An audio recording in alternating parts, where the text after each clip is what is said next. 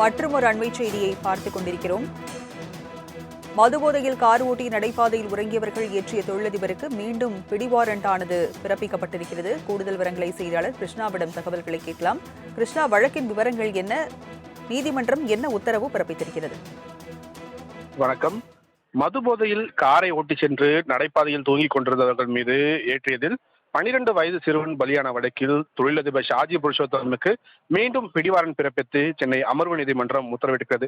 கடந்த 2013 மே 22ஆம் தேதி சென்னை எழும்பூர் பான்சியன் சாலையில் நடைபாதையில் தூங்கிக் கொண்டிருந்தவர்கள் மீது மதுபோதையில் சொகுசு காரை ஏற்றியதில் 12 வயது சிறுவன் உயிரிழந்தது தொடர்பான வழக்கில் MP குழுமத்தின் தலைவர் MN புருஷோத்தமனின் மகன் ஷாஜி புருஷோத்தமனை குற்றவாளி என அறிவித்து சென்னை 7வது கூடுதல் அமர்வு நீதிமன்ற நீதிபதி ஸ்ரீகுமார் தீர்ப்பளித்திருந்தார். அன்றைய தினம் ஷாஜி நீதிமன்றத்தில் ஆஜராகாததால் அவருக்கு எதிராக வாரண்ட் பிறப்பித்தும் உத்தரவிட்டிருந்தார். இந்த நிலையில் பிடிவாரண்டை எதிர்த்து ஷாஜி புருஷோத்தமன் தரப்பில் தாக்கல் செய்யப்பட்ட மனுவை விசாரித்த சென்னை உயர்நீதிமன்றம் பிடிவாரண்டை திரும்ப பெற்றதுடன் விசாரணை நீதிமன்றத்தில் ஆஜராக உத்தரவிட்டது. இந்த வழக்கு அமர்வு நீதிமன்றத்தில் விசாரணைக்கு வந்தபோது முதுகு தண்டுவட பிரச்சனையால் தான் பாதிக்கப்பட்டுள்ளதாகவும் நேரில் ஆஜராவதிலிருந்து விலக்களிக்க கோரியும் காணொலி காட்சி மூலமாக ஆஜராக அனுமதி கோரியும் ஷாஜி தரப்பில் மனு தாக்கல் செய்யப்பட்டது. மேலும் உயர்நீதிமன்ற உத்தரவை எதிர்த்து உச்சநீதிமன்றத்தில் தான் மேல்முறை செய்யப்பட்டுள்ளதாகவும் தெரிவிக்கப்பட்டது.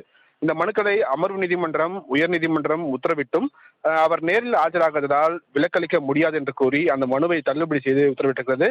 தண்டனை விவரங்கள் அறிவிக்க குற்றம் சாட்டப்பட்டவர் கட்டாயம் நேரில் ஆஜராக வேண்டும் என்பதால் காணொலி காட்சி மூலமாக ஆஜராக அனுமதி கோரிய மனுவை ஏற்க முடியாது என்று கூறி அதனை தள்ளுபடி செய்த அமர்வு நீதிமன்ற நீதிபதி ஷாஜி புருஷோத்தமனை கைது செய்து ஆஜர்படுத்தும் வகையில் அவருக்கு எதிராக பிடிவாரண்ட் பிறப்பித்து விசாரணையை ஜூலை 30ஆம் தேதிக்கு தள்ளி வைத்திருக்கிறார். ராஜலட்சுமி, விவரங்களை வழங்கியதற்கு நன்றி கிருஷ்ணா.